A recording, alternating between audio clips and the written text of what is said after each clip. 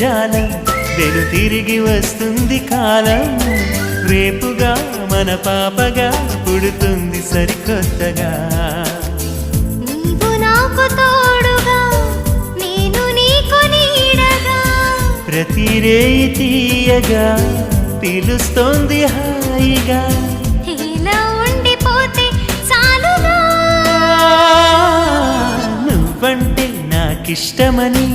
అన్నది నా ప్రతి శ్వాస